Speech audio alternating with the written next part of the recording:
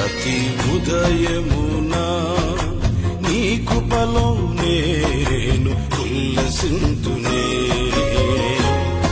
నీ రక్తాభిషేకము కడిగెనే నా ప్రాణాత్మ శరీరమును. ప్రతి ఉదయమున నీ కృపలో నేను ఉల్లసింతునే. నీ రక్తాభిషేకము కడిగెనే నా ప్రాణాత్మ శరీరమును. నా విమోచన గాన